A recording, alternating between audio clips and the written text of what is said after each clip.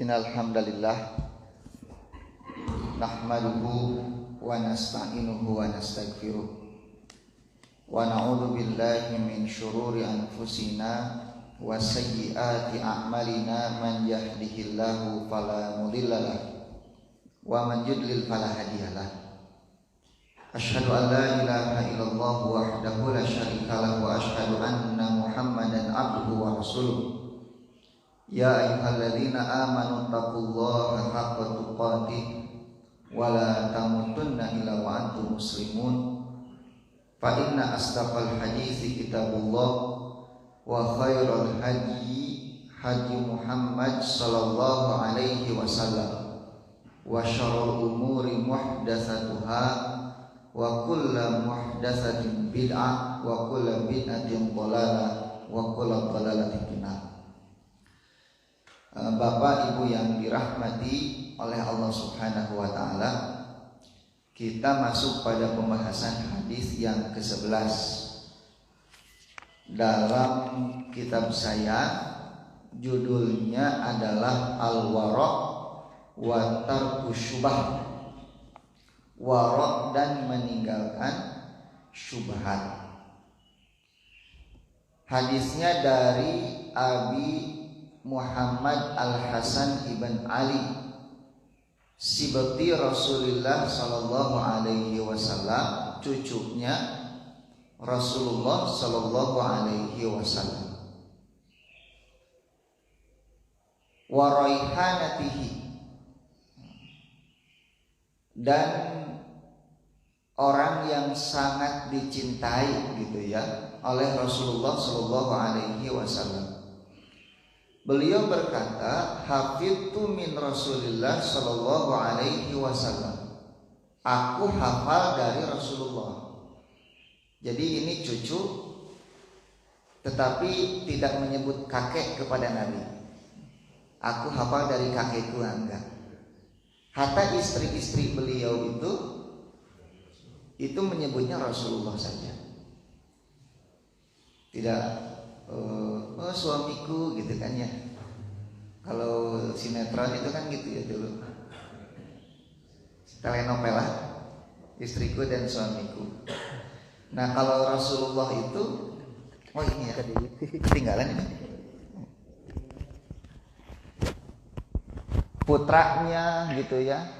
Kemudian istri-istrinya, cucu-cucunya menyebutnya Rasulullah saja sebagai penghargaan kepada beliau.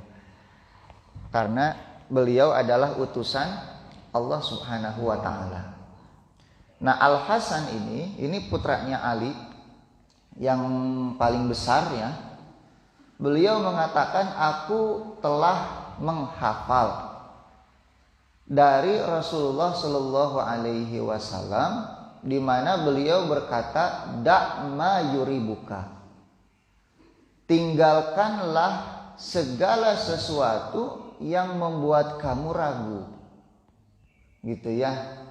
Tidak ada kepastian hukum, ini halal atau haram, boleh atau tidak, ini dosa atau ketaatan.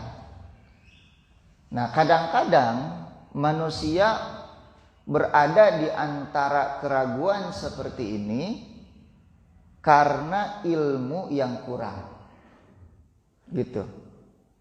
Dia tidak punya ilmu di dalam masalah apa tersebut, sehingga tidak sanggup mengambil kesimpulan yang pasti.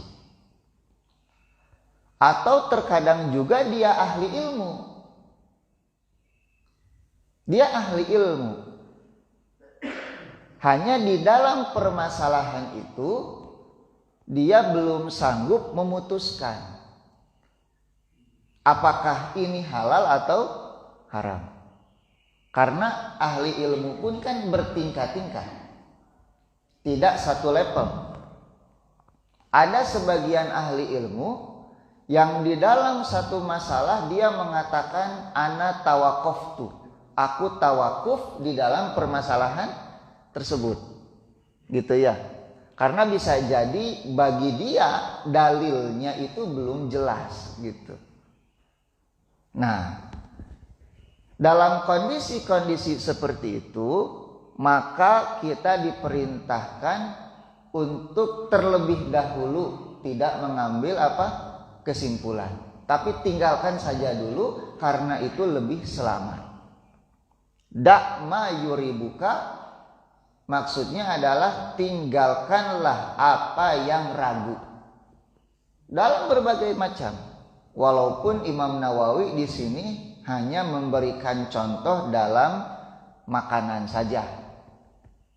Ini halal atau tidak gitu ya. Halal atau tidak. Hatinya jadi tak tenang gitu. Maka daripada kita terjerumus ke dalam dosa, lebih baik jangan dimakan. Gitu ya, lebih baik jangan dimakan. Suatu hari Nabi berjalan menemukan sebutir kurma di perjalanan itu. Nabi ambil kurma itu, tapi tidak Nabi makan. Kenapa tidak Nabi makan kurma itu? Nabi mengatakan, andai kata aku tidak khawatir ini adalah harta sedekah, pasti aku sudah memakannya. Karena bagi Nabi haram hukumnya memakan sedekah. Nabi nggak tahu, tidak bisa memastikan, gitu ya. Nabi tidak bisa memastikan ini harta sedekah atau bukan. Tapi Nabi kemudian memilih untuk tidak memakannya karena Nabi khawatir ternyata kurma tersebut adalah kurma sedekah yang mungkin jatuh di perjalanan. Gitu ya. Karena bagi Nabi sedekah itu haram. Bukan hanya untuk Nabi dan keturunannya itu haram. Tapi Nabi senang menerima hadiah. Gitu ya. Kalau ada yang memberi hadiah, Nabi pasti ambil. Makanya menerima hadiah itu sunnah, Pak. Kalau Pak Toto dikasih hadiah, jangan tolak, Pak. Ambil saja. Misalnya ada yang ngasih rumah, ambil langsung itu. Jangan ragu-ragu. Gitu ya. Tapi kalau Pak Toto ini rumah sedekah, wah Nabi itu gak pernah nerima gitu. Walaupun rumah. Ya. Nah, jadi kalau ada yang ngasih hadiah, ambil. Prinsipnya jangan minta. Tapi kalau diberi sebagai hadiah ambil. Karena menerima hadiah itu dapat pahala. Bukan hanya dapat hadiahnya, dapat pahala juga. Wah, itu ibadah yang paling nikmat itu. Nah, ya. Jadi banyak-banyaklah memberi dan menerima hadiah. Nah, jadi seperti itu ya. Lihat bagaimana kehati-hatian seorang Nabi Shallallahu Alaihi Wasallam. Kalau kita nemu kurma di jalan seperti itu gimana, Pak? Ambil jangan? Rezeki makan itu makan. Wah, ayah kurma, ambil makan saja. Cuma nanti kalau ada orang yang nyari harus ganti gitu. Lihat kurma saya barusan di sini katanya, oh nu bapak eta teh nu abdi KWC heula cenah gitu. Ngadon huapkeun ku bapak. Nah, harus diganti. Da ma yuribuka, tinggalkanlah sesuatu yang membuat engkau ragu, kata Nabi, ila ma la yuribuka, kepada sesuatu yang tidak membuat kamu ragu. Nah, hadis ini sebetulnya kata Imam Daqiqil Id, kata Imam Nawawi, ini hampir mirip dengan hadis sebelumnya. Hadis yang keberapa itu? Yang ke-6. Tentang apa? Innal halala bayyinun wal haram bayyin. Sesungguhnya yang halal itu jelas, yang haram itu sudah jelas. Dan di antara keduanya itu ada syubhat. Maka barang siapa yang menjaga dirinya dari syubhat itu, dia telah menjaga agama dan kehormatannya. Barang siapa yang terjerumus kepada syubhat itu, maka dia telah terjerumus ke dalam yang haram gitu. Nah, yang syubhat ini Bapak bukan sama sekali tidak ada hukumnya sebetulnya. Dia memiliki hukum bagi mereka yang mengetahui. Makanya Nabi mengatakan yang syubhat ini banyak sekali orang yang tidak tahu. Artinya banyak juga sebetulnya yang tahu. Tergantung pada kedalaman ilmu orang-orang tersebut. Bagi para ulama hampir-hampir tidak ada yang syubhat. Gitu ya. Tetapi bagi orang yang jahil seperti kita tentu yang syubhat itu banyak, lebih banyak gitu. Nah, itulah pentingnya kita duduk bermajelis ilmu supaya kita tahu. Dengan ilmu segalanya menjadi apa? Jelas. Makanya ilmu itu definisinya adalah sifatun yankashifu biha syai'un matlub inkisyafan taman. Satu sifat yang dengannya sesuatu yang dicari menjadi tersingkap dengan sempurna. Itu ilmu. Sehingga tidak ada lagi kesamaran. Makanya derajat kebenaran ilmu itu kata para ulama itu 100%. Gitu ya. Minimal kita mencapai derajat 75% yang kita kenal dengan zon itu sendiri. Gitu ya, zon. Nah, di dalam kitab saya ini, hadis ini diberi judul Al-Wara'.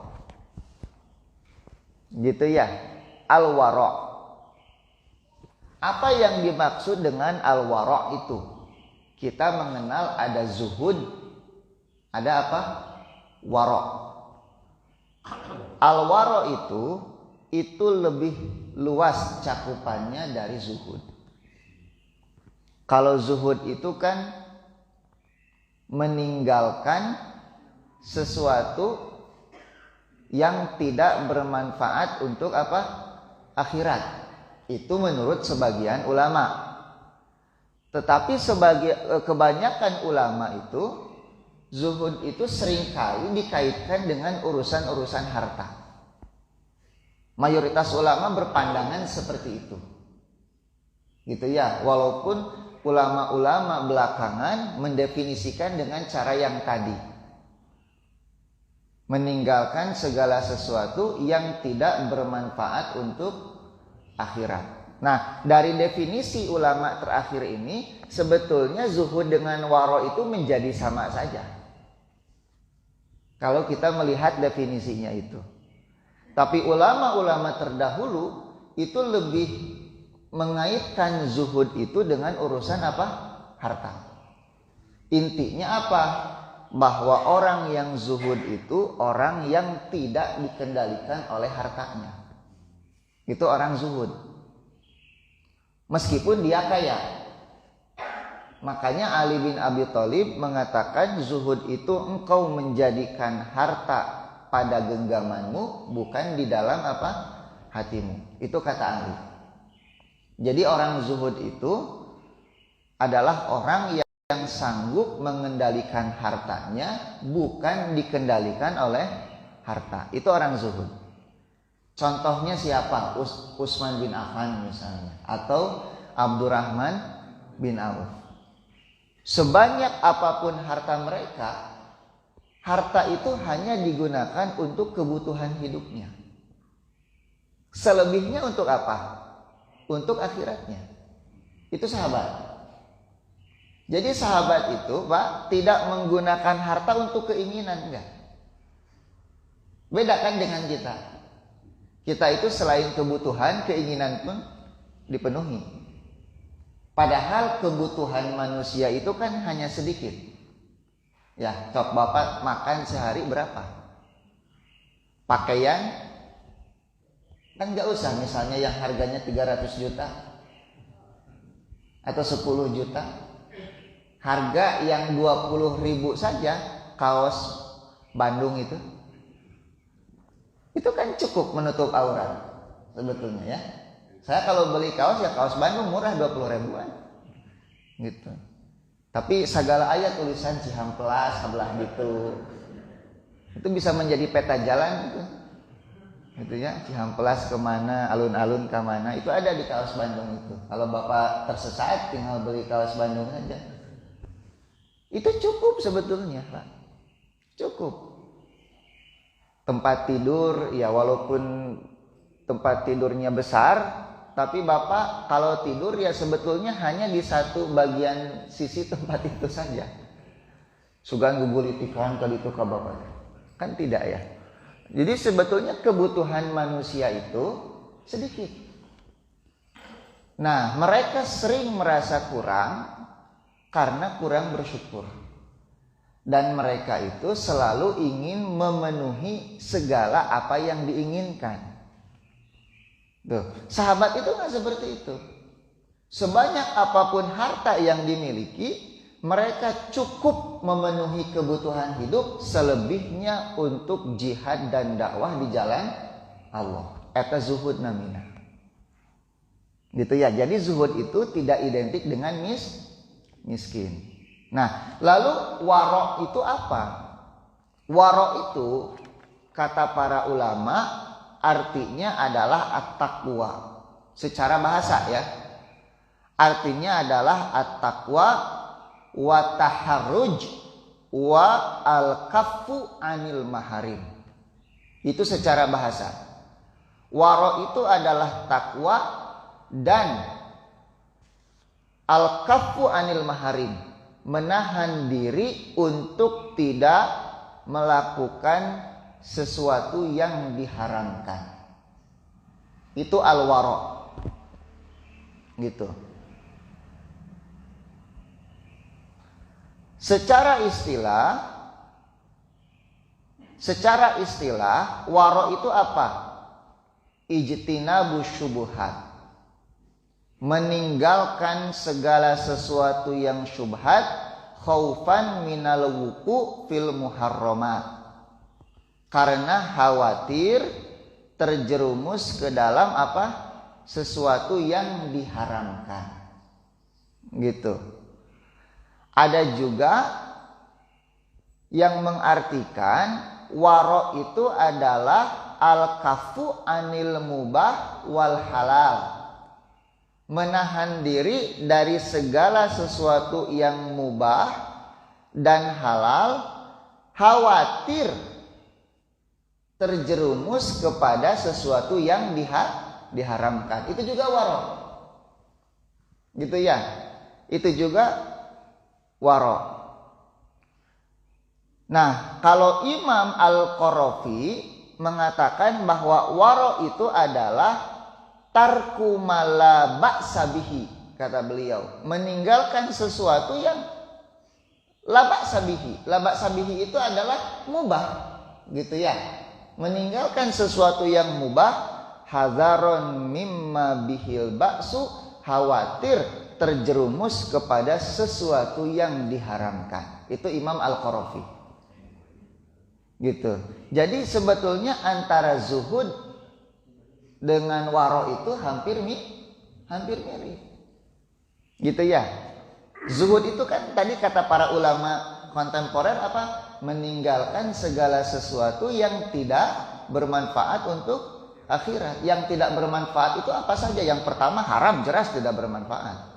Yang kedua syubhat, yang ketiga mubah pun kalau tidak bermanfaat untuk akhirat ditinggalkan juga bagi orang yang zuhud itu. Nah, jadi hampir mirip antara waro dengan syubhat, dengan zuhud.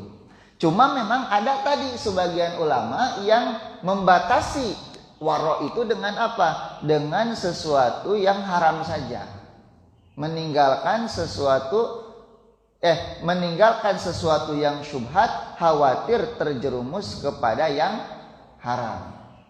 Gitu. Imam Qarafi apa tadi? Meninggalkan sesuatu yang mubah, khawatir terjerumus kepada yang haram, gitu. Nah, jadi ya itu juga sebetulnya antara zuhud dengan al-waro itu hampir sama. Nah,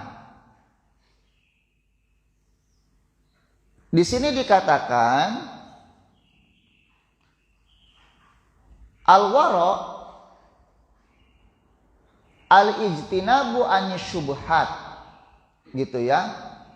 Al-wara ijtinabu anisyubhat.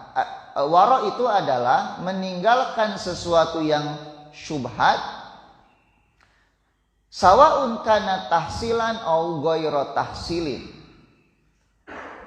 Sama saja gitu ya, apakah kemudian yang syubhat itu betul-betul terjadi ataupun tidak terjadi. Id qad yaf'alul mar'u fi'lan tawarruan wa qad yatruku tawarruan aydan. Karena terkadang seseorang itu melakukan sesuatu untuk kehati-hatian, tawarruan, wa qad yatruku tawarruan. Jadi yang namanya waro itu, Pak, yang namanya waro itu tidak identik hanya dengan meninggalkan sesuatu saja. Gitu. Kadang-kadang orang juga tawaru dengan melakukan sesuatu. Contoh misalnya, ada satu ibadah. Ibadah ini bagi sebagian ulama hukumnya sunnah. Tapi bagi sebagian yang lain hukumnya wajib.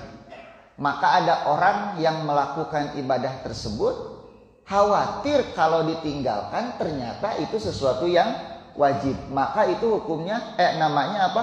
Waro juga. Gitu. Ada juga orang meninggalkan satu hal karena masih diragukan ini sunnah atau bid'ah. Maka dia tinggalkan hal tersebut khawatir terjerumus ke dalam apa? Bid'ah. Nah, itu juga namanya apa? Waro. Gitu. Jadi waro itu di sini dikatakan tidak identik hanya dengan meninggalkan apa? Sesuatu. Tapi bisa juga dia melakukan sesuatu karena khawatir kalau ditinggalkan dia malah meninggalkan sesuatu yang diwajibkan. Gitu. Seperti dalam ibadah-ibadah yang masih diperselisihkan ini wajib atau sunnah. Contoh misalnya memelihara apa? Jenggot misalnya. Kan sebagian ulama menganggapnya sunnah saja. Ya, menganggapnya sunnah saja. Tapi ada sebagian yang lain mengatakan bahwa memelihara jenggot itu hukumnya wajib. Nah, biasanya orang yang waro itu sudah sajalah kalau begitu saya amalkan saja. Khawatir kalau ternyata dicukur ternyata jenggot itu hukumnya wajib. Berarti kan melakukan sesuatu yang dilarang. Gitu. Kalau misalnya jenggot itu sunnah, dipotong kan gak jadi masalah. Tapi gimana kalau ternyata hukumnya wajib? Kalau begitu saya memilih yang lebih hati-hati saja. Gitu. Nah, itu orang yang warok yang seperti itu. Atau celana isbal misalnya ya. Ada yang mengatakan di bawah mata kaki itu hukumnya boleh. Tapi ada yang mengatakan di bawah mata kaki itu hukumnya haram. Nah, orang yang waro, lebih baik saya potong sajalah celana, kan gak ada rugi-ruginya tuh potong celana. Kalau misalnya di bawah mata kaki itu ternyata hukumnya boleh, maka mengangkat celana di atas mata kaki kan gak jadi masalah juga. Tapi khawatir kalau ternyata di bawah mata kaki itu hukumnya haram. Nah, itu bagaimana nanti? Makanya dia lebih mengambil kehati-hatian. Sudah saja saya angkat celana saya. Gitu. Maka ini namanya waro. Gitu. Nah, mungkin ibu-ibu yang memakai cadar di sini bisa juga hati-hati juga. Karena cadar ini hukumnya diperselisihkan. Ada yang mengatakan sunnah saja, ada yang mengatakan apa? Wajib. Nah, ada mungkin ibu-ibu, saya mah kalau begitu mau hati-hati saja, saya mau pakai cadar saja. Itu namanya apa? Al-waro. Gitu ya. Jadi al-waro itu tidak identik dengan hanya sekedar meninggalkan, tetapi juga melakukan sesuatu. Gitu ya. Nah, jadi al-ijtinab ani syubhat sawaun kana tahsilan au ghairu tahsilin.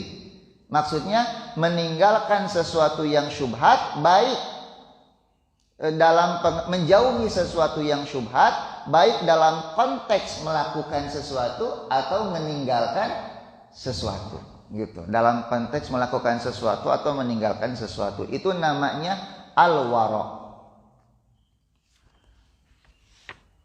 Nah, hadis, Pak, di antara hadis yang sangat menunjukkan kepada keharusan kita memiliki al-wara' itu adalah hadis Nabi Shallallahu Alaihi Wasallam, inna min husni islamil mar'i tarkuhu ma la ya'nihi. Nah, ini kaitannya dengan wara'.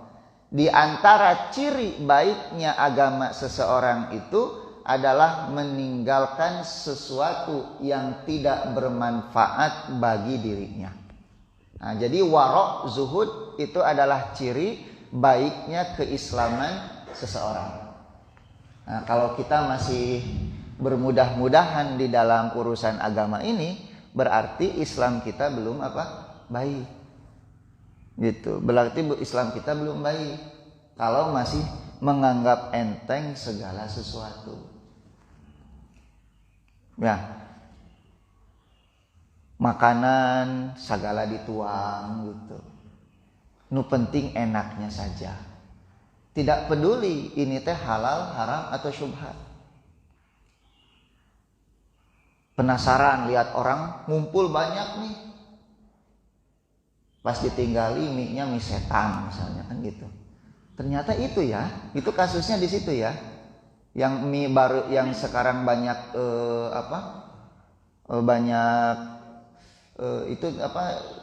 beredar itu, ada viral ya, yang viral itu.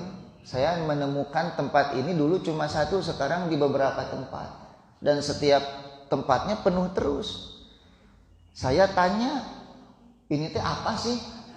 Katanya mie, tapi namanya katanya ada, kata anak saya, abah itu namanya itu ada mie iblis, nah kayak gitu, mie setan. Pas saya cari-cari berita, ternyata di Sumatera Barat sana sudah difatwakan haram itu, gitu ya. Haram dari sisi apa, penamaannya itu.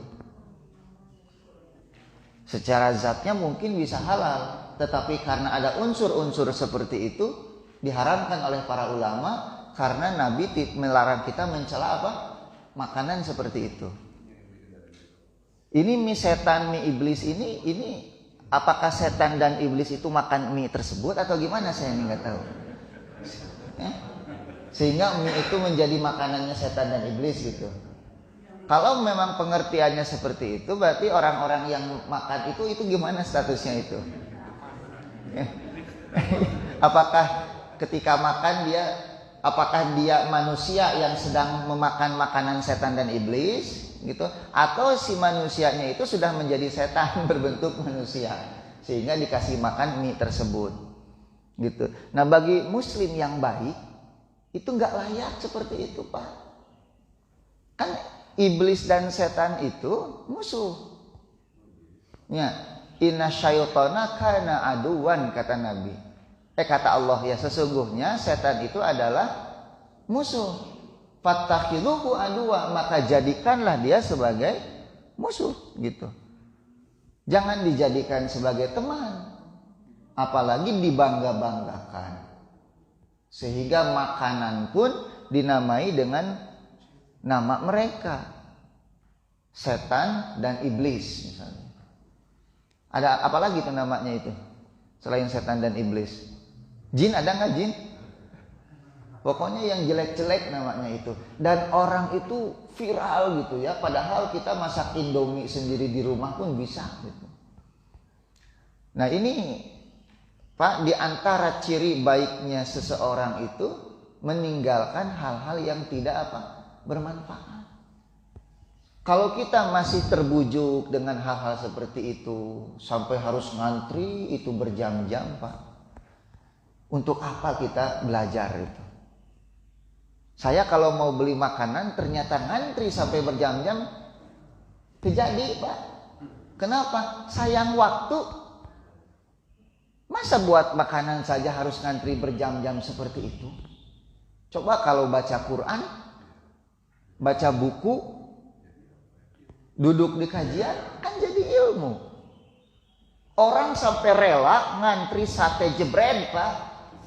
Di belakang apa itu? Gasibu. Ngajajar eta apa berjam-jam sate jebret. Bapak tahu sate jebret? Itu teh sate tapi bukan daging. Jando. Gitu ya, dan kita nggak tahu jandonya jando apa juga itu. Gitu.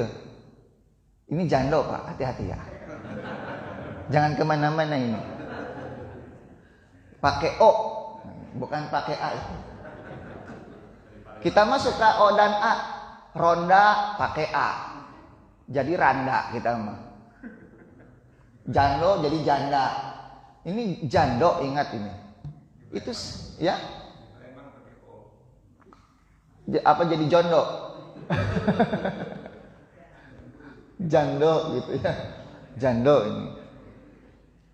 Orang sampai berjam-jam gitu antri, berdiri. Tapi untuk duduk di majelis ilmu rasanya apa? Berat sekali. Nah, ini nih.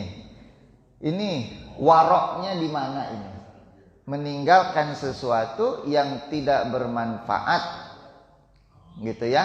Itu adalah bagian dari ciri kebaikan agama seseorang.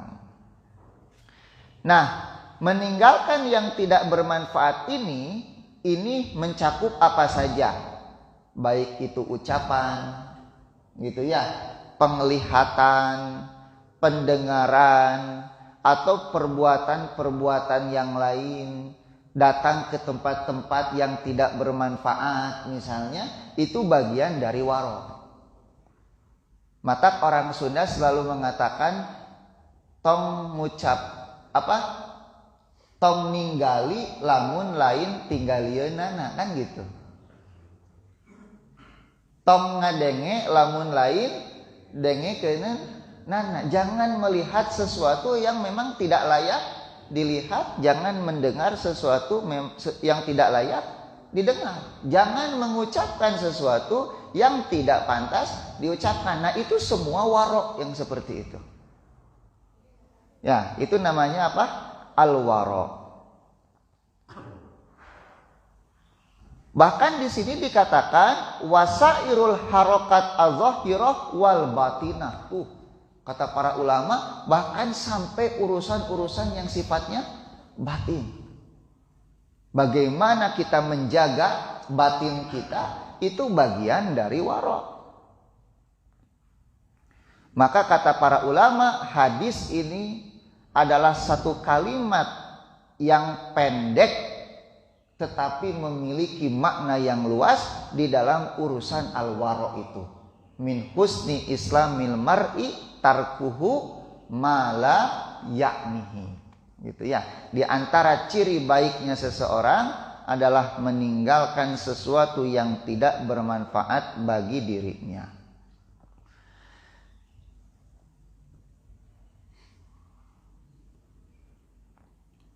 Nah, di dalam sebuah hadis riwayat Imam Tirmizi secara marfu, Nabi berkata kepada Abu Hurairah, "Ya Abu Hurairah, kun wari'an."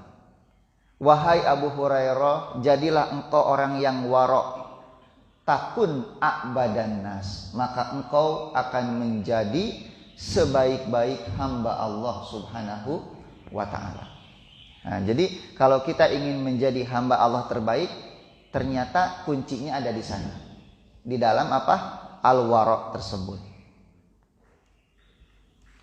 Maka seseorang tidak akan mencapai hakikat ketakwaan sehingga dia meninggalkan sesuatu yang boleh, gitu ya, khawatir terjerumus kepada sesuatu yang diharamkan. Maka para ulama salaf mengatakan kunna nada'u sab'ina baban minal halal. Kami dulu sampai meninggalkan 70 pintu yang halal, 70 perkara yang halal. makhafatan an yaqa'a fil haram, karena khawatir terjerumus kepada yang haram. Walah, kita mah masih banyak melakukan yang mubah ya Pak. Baiklah dah mubah kan gitu. Biarin dah mubah. Nah, kita berpegangnya seperti itu. Itu menunjukkan betapa jauhnya kita dari akhlak para ulama. Gitu. Pak, ari kopi hukumna naon, Pak? Ya, mubah halal. Bolehkah diminum? Boleh ini mah. Karena ini mah yakin tidak akan terjerumus kepada yang haram. Bismillah. Duh, nikmat kieu Pak, kopi ya Pak. Kalau mau kopi minta sama padaknya. Ada ya Pak, setelah kajian ada kopi? Oh ibu, ya bapak-bapak nyongkeun kopi. Tiap saya minum kabita cenah. Nah jadi para ulama dulu sampai meninggalkan 70 pintu yang halal, khawatir terjerumus kepada yang haram. Nah hanya saja mereka mengingatkan bahwa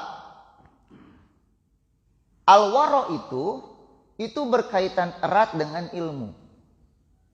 Gitu. Artinya apa? Seseorang tidak mungkin menjadi orang yang wara kalau dia tidak punya ilmunya. Gitu. Maka di sini Ibnu Taimiyah mengatakan apa? Tamamul wara, kata Imam Ibnu Taimiyah, kesempurnaan wara itu an ya'lamal insan. Seseorang mengetahui khairal khairaini. Sesuatu yang baik di antara dua hal yang baik. Jadi ini ada yang baik, ini ada yang baik. Tapi kira-kira mana yang lebih baik? Itu wara. Wasyaral syarain, dan dia mengetahui mana yang lebih buruk di antara dua hal yang buruk. Barulah ketika itu dia bisa menjadi wara. Makanya orang yang berilmu itu Pak bisa memilih yang terbaik di antara yang baik dan memilih mana yang terburuk di antara yang buruk. Itu ahli ilmu itu. Wa ya'lamu, dan dia mengetahui anna syari'ata, bahwa syariat itu mabnaha, dibangun ala tahsilil masalih, dibangun di atas apa? Meraih kemaslahatan, wa takmiliha, menyempurnakan kemaslahatan, wa ta'tilil mafasid, dan menghindari kemafsadatan. Itu syariat. Ya, jadi syariat itu pondasinya apa? Memperoleh kemaslahatan dan menghindari apa? Kemafsadatan. Wa illa faman lam yuwazin ma fil fi'li wa tarki minal maslahah asyariyah wal mafsadah asyariyah, maka orang yang tidak bisa menimbang di dalam melakukan sesuatu atau meninggalkan sesuatu, dia tidak bisa menimbang maslahat dan mafsadat, faqad yada al wajibat wa yaf'alul muharramat, maka dia telah meninggalkan kewajiban dan melakukan keharaman, wa yaradzalika minal wara, tapi dia menganggap itu bagian dari wara. Gitu. Ada orang meninggalkan kewajiban, melakukan keharaman, tapi menganggap dirinya apa? Wara. Disebabkan karena apa? Tidak bisa menimbang maslahat dan mafsadat. Nah, oleh sebab itu syarat untuk menjadi orang yang wara itu adalah ilmu. Itu syaratnya. Contoh misalnya, hukum jihad itu wajib. Tetapi wajibnya bersama para pemimpin. Kan gitu ya? Terlepas pemimpin itu adalah pemimpin adil atau pemimpin yang zalim. Maka jihad itu harus bersama pemimpin. Ada sebagian orang yang memandang tidak mau berjihad kalau pemimpinnya zalim. Dengan alasan wara', kehati-hatian. Padahal musuh sudah apa? mengepung. Gitu. Padahal musuh sudah mengepung. Dampaknya apa? Hancurlah kaum muslimin disebabkan mereka tidak mau berjihad dengan alasan tidak mau berjihad bersama pemimpin yang zalim. Maka orang seperti ini salah di dalam menempatkan apa? Waro. Mengikuti pemimpin zalim mafsadat tidak? Mafsadat. Tetapi lebih besar mana mafsadatnya dengan meninggalkan jihad dalam kondisi musuh sudah mengepung. Coba pertimbangannya bagaimana ini? Nah, inilah salah satu dampak atau contoh waro yang tidak dibangun di atas dasar apa? Ilmu. Kita bertengkar urusan fikih. Gitu ya. Urusan utak-utak jengte. Urusan kunut dengan tidak kunut. Di satu sisi Syiah, liberal, nativisme, Islamofobia dan semacamnya sedang menggerogoti kaum muslimin. Dan kita bertengkar di dalam. Gitu. Ini orang seperti ini ciri orang yang tidak berilmu ini.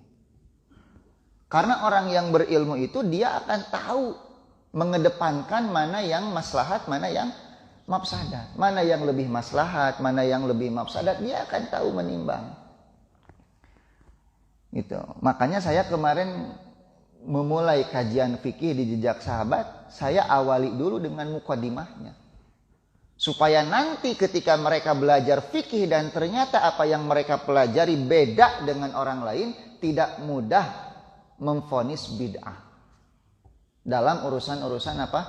Fikih. Makanya saya kemarin mukadimahnya dulu. Apa itu fikih, apa itu bid'ah. Karena apa? Faktanya memang di antara penyebab perpecahan kaum muslimin itu adalah urusan-urusan fikih yang dianggap sebagai akidah itu. Jadi beda fikih, beda akidah. Ini masalah ini dalam pemahaman ini. Ya, mudah di dalam membid'ahkan urusan fikih. Padahal dulu para ulama menggunakan kalimat bid'ah itu untuk urusan akidah. Karena bid'ah ini muncul pertama kali dalam masalah akidah. Bid'ah apa yang pertama kali muncul, Pak? Di zaman sahabat, Khawarij. Itu dalam akidah bid'ah itu awal-awal muncul. Kesini diseret-seret di dalam urusan-urusan fikih ijtihadiyah. Makanya Ibnu Taimiyah itu kalau Bapak membaca Majmu'atul Fatawa, beliau begitu toleran di dalam urusan-urusan fikih itu. Beliau sampai mengatakan di dalam urusan-urusan pertama kata beliau, apakah adzan itu harus tarji atau tidak? Tarji itu Pak, asyhadu anna Muhammad Rasulullahnya itu sampai 4 kali dibaca. Itu kan ada yang adanya seperti itu. Itu namanya tarji'. Dalam urusan apakah bismillah harus dijaharkan atau disirkan, kata Ibnu Taimiyah. Dalam urusan kunut subuh, kata Ibnu Taimiyah itu. Maka semua itu kata beliau adalah urusan-urusan ijtihadiyah. Yang benarnya mendapatkan 2 pahala, yang salahnya mendapatkan 1 pahala. Itu ucapan beliau itu. Di dalam Majmu'atul Fatawa. Maka orang yang taklid kepada Malik, kata beliau, tidak boleh dia menyalahkan orang yang taklid kepada Syafi'i. Dan orang yang taklid kepada Ahmad, janganlah dia menyalahkan orang yang taklid kepada, dan orang yang taklid kepada Syafi'i, janganlah dia menyalahkan orang yang taklid kepada Ahmad. Dalam urusan-urusan fikih, dalam Majmu'atul Fatawa. Gak pernah diungkap ini sama asatid-asatid itu. Mudahnya mereka membid'ahkan urusan-urusan apa? Ijtihad. Itu Majmu'atul Fatawa jilid ke-20. Silahkan Bapak cari di situ. Jilid ke-20. Karena Majmu'atul Fatawa itu kan banyak ini. Ini sakieu topo. Korea macana oge Pak. Jilid ke-20 silahkan. Halaman 200 sekian. Saya lupa halamannya 200 berapa. Itu ya. Dan saya makan nggak tahu itu. Di mana ini letaknya, di kanan, kiri, bawah, atas, saya nggak tahu sama seperti itu. Gitu ya. Cuma yang saya ingat di jilid apa? 20. Nah, makanya Bapak ini hati-hati ini ya. Dalam urusan-urusan seperti ini, kenapa? Karena ternyata menimbulkan mudarat yang lebih besar. Gitu, menimbulkan mudarat yang lebih besar. Bahkan pernah ada satu zaman, Pak. Satu zaman di mana Hanafiyah itu melarang wanita-wanitanya menikahi laki-laki yang bermazhab apa? Syafi'i. Itu sampai seperti itu. Dilarang itu. Karena Bapak tahu nggak pangkalnya dari mana itu, pangkal permasalahannya itu? Pangkalnya dari bolehkah kita mengucapkan ana mukmin insya Allah? Gitu. Hanafiyah melarang, Syafi'iyah mengatakan boleh. Nah, Hanafiyah memandang kalau begitu dia ragu dengan keimanannya. Kafir, orang yang ragu dengan keimanan, kafir. Maka mereka melarang para wanitanya untuk menikahi laki-laki dari mazhab Syafi'i. Dan ucapan ini ternyata pengembangan dari pandangan Abu Hanifah yang menganggap bahwa keimanan itu tetap, tidak berkurang, tidak bertambah. Makanya Abu Hanifah disebut murji'ah fuqaha. Gitu, murji'ah dari kalangan apa? Ahli fikihnya. Dari pendapatnya ini dalam kitab Al-Fiqhul Akbar. Silakan Bapak baca. Saya pernah baca Al-Fiqhul Akbar. Memang seperti itu Imam Abu Hanifah itu pandangan tentang keimanan, bahwa pokok keimanan setiap orang itu tetap, gitu ya, tetap. Nah, para sahabat Abu Hanifah itu hanya sebatas memandang itu saja. Cuma Hanafiyah berikutnya dikembangkan pemikiran itu sampai mereka berkesimpulan tidak bolehnya mengatakan ana mukmin insya Allah, gitu. Padahal Abu Hanifah gak pernah mengungkapkan itu. Itu pengembangan. Oh, kalau begitu pendapat Abu Hanifah kalau seperti ini berarti konsekuensinya seperti ini. Itu yang berkata adalah orang-orang setelahnya. Maka timbullah kemudian perpecahan antara mazhab Hanafi dengan Syafi'i. Pernah juga Pak sampai bunuh-bunuhan antara mazhab Hanafi dengan Hambali. Gitu ya. Antara mazhab Syafi'i dengan Hambali itu dalam peristiwa Al-Qushairiyah itu. Itu saling membunuh antara satu dengan yang lain. Bapak baca dalam kitab-kitab sejarah itu. Kan ngeri. Masa kita mau mengulang lagi hal-hal seperti itu? Nah, ini orang-orang yang tidak warok gitu ya. Di dalam urusan apa? Agamanya tidak bisa menimbang mana maslahat yang lebih besar, mana mafsadat yang lebih besar. Maka waro itu butuh ilmu. Gitu ya, waro itu butuh ilmu.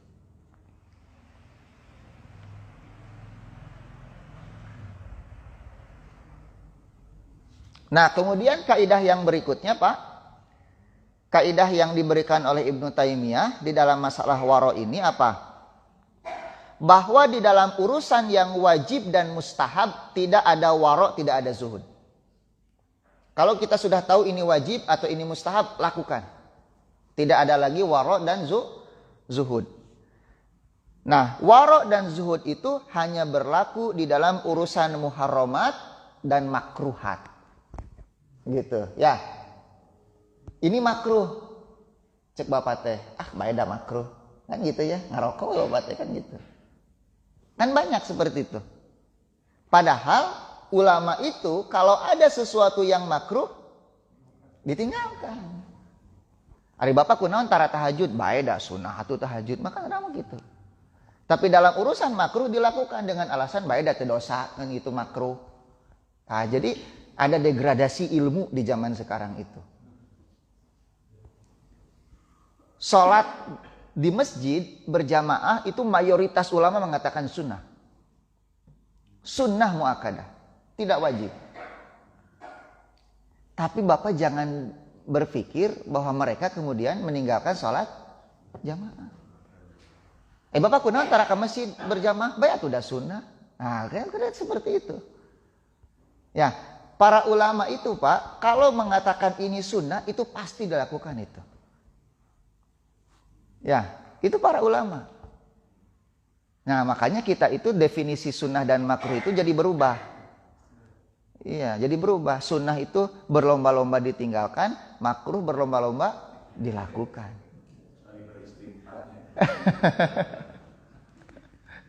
Air bersih 4 hukumnya apa Pak? Oh, sunnah. Itu mubah Pak. Tapi kalau Bapak mau berpegang dengan pendapat yang sunnah, ada juga ulamanya yang mengatakan seperti itu. Tapi kenapa tidak diamalkan Pak? Ternyata Bapak lebih takut kepada istri daripada Allah ya. Gitu. Ya kalau sunnah harusnya diamalkan berlomba-lomba gitu. Oh itu berarti takut kepada Allah kalau begitu. Bukan takut kepada istri. Karena kalau takut tidak adil itu urusannya dengan siapa? Dengan Allah, bukan dengan istri gitu ya. Tapi itu prinsip yang bagus. Berarti Bapak waro. Waro nggak dalam itu? Iya waro kan? Jadi dia menimbang, Bapak menimbang antara menikah lagi yang sunnah dengan tidak adil yang haram. Lebih baik meninggalkan yang sunnah daripada terjerumus kepada yang haram. Kenapa? Karena meninggalkan yang sunnah tidak berdosa. Tapi terjerumus kepada yang haram, wah dosanya besar. Nah makanya Bapak, ya jangan ragu-ragu.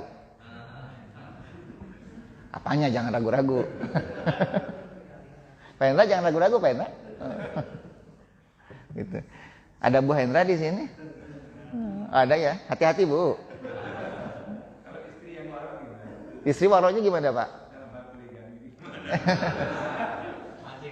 Mancing-mancing ini mancing-mancing.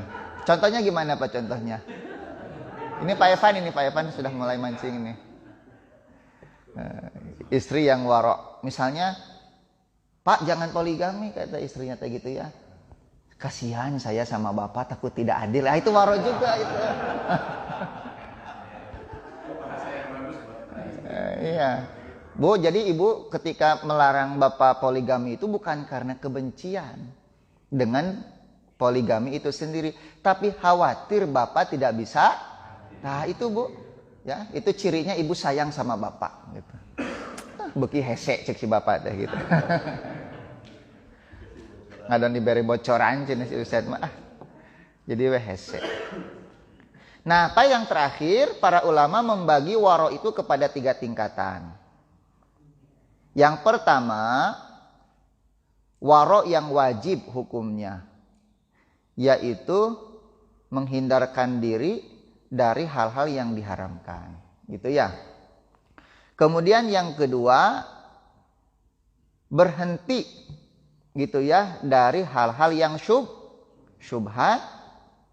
Dan yang ketiga, meninggalkan mayoritas hal-hal yang dimubahkan. Gitu. Karena yang mubah itu kan banyak ya.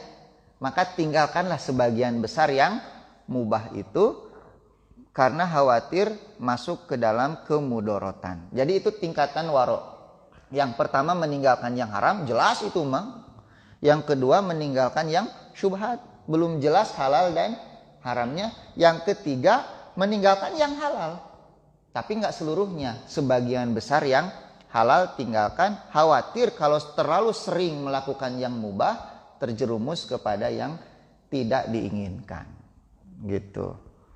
Nah, inilah kondisi para nabi, sidikin, syuhada dan solihin sejak dulu kala.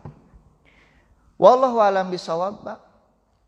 Tapi Bapak di sini dikatakan juga katanya ada waro-waro yang sifatnya itu kamuflase, Pak.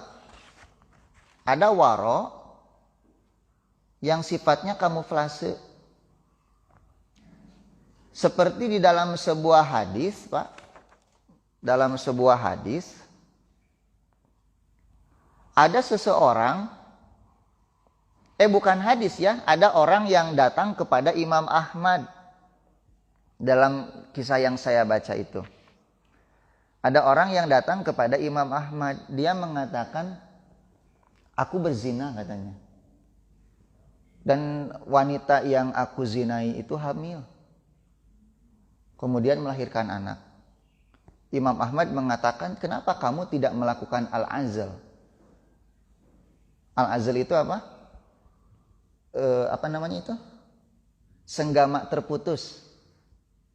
Gitu ya. Bahasa kedokterannya itu apa?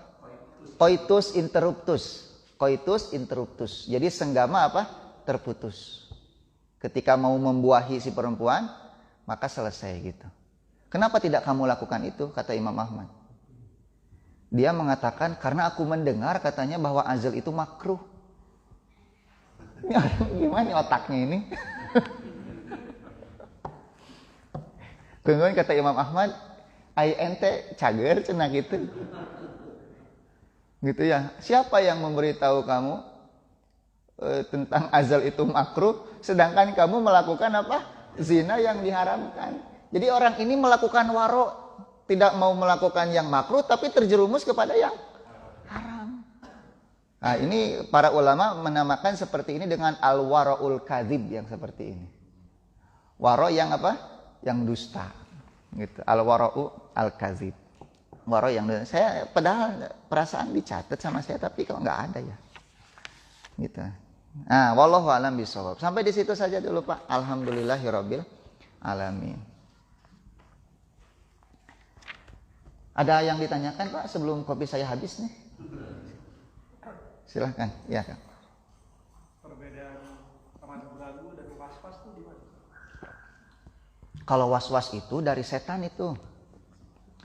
Was-was itu jelas bahwa itu sesuatu hal yang boleh, tapi dia tetap ada keraguan di dalamnya. Atau misalnya gini, was-was itu. Wudu itu kan mestinya airnya itu secukupnya. Tapi kemudian dia merasa kalau wudu dengan air secukupnya merasa tidak sah. Sehingga dia harus mengeluarkan air begitu banyak. Padahal yang mengenai kulit ya segitu-gitu juga. Lebihnya kemana? Terbuang. Nah itu was-was yang seperti itu. Nah ini datangnya dari setan. Kalau waro itu kehati-hatian. Meninggalkan kehati-hatian. Antara halal haram. Belum jelas. Nah ini baru syak ragu namanya. Bukan was-was. Tetapi ragu. Dia belum bisa mengambil kesimpulan apa? Akhir. Nah makanya para ulama itu membagi tingkatan marotibul ilmi itu kan yang pertama ilmu. Ilmu itu 100% kata para ulama. Yang kedua zon. Zon itu 75%. Nah sisa dari zon yang 25% namanya waham. Nah, zon itu sama dengan rojih. Nah, di dalam masalah fikih kita sering menemukan dan rojih menurutku, rojih menurutku. Belum tentu menurut orang lain. Nah, itulah fikih. Ijtihad sifatnya. Nah, jadi ada ilmu, ada zon, ada waham, ada syak. Nah, kalau syak ini 50-50. Dia tidak bisa mengambil kesimpulan hukum. Baginya halal dan haram itu masih samar. Di satu sisi dia melihat ini halal, tapi di sisi lain kok melihat apa? Haram. Itu bukan was-was.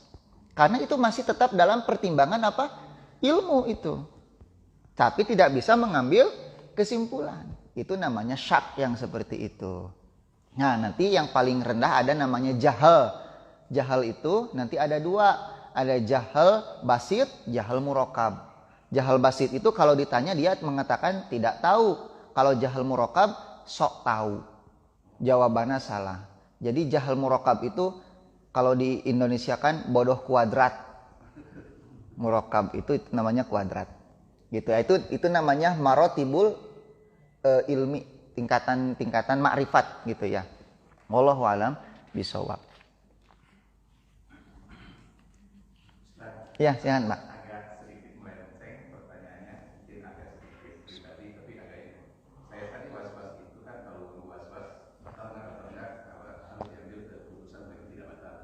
Ya. Ini ada was-was tapi ada hubungannya dengan kayak semacam penyakit lah. Karena bagi orang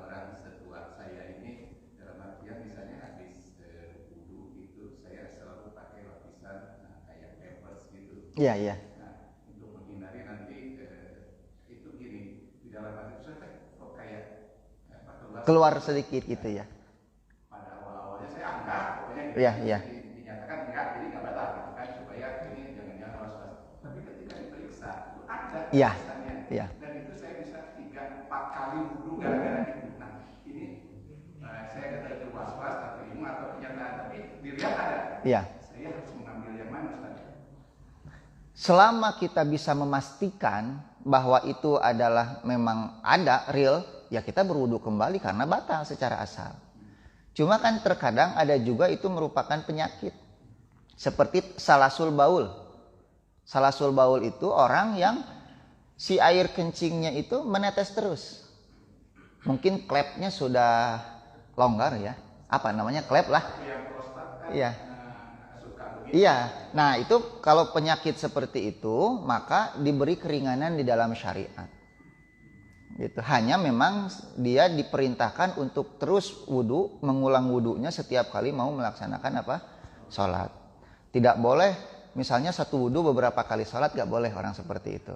Seperti wanita yang istihadah, sama juga. Dia bukan haid, tetapi mengeluarkan darah terus. Nah, itu namanya istihadah dan itu darah penyakit. Maka diperintahkan untuk mencuci kemaluan, wudu. Nanti mau sholat, mengulang itu lagi dan mengganti celananya kalau memungkinkan. Gitu ya, wallahu a'lam bishawab. Ya saya pakainya klep dan tukang bedil angin. Yang saya tahu istilahnya klep lah gitu ya.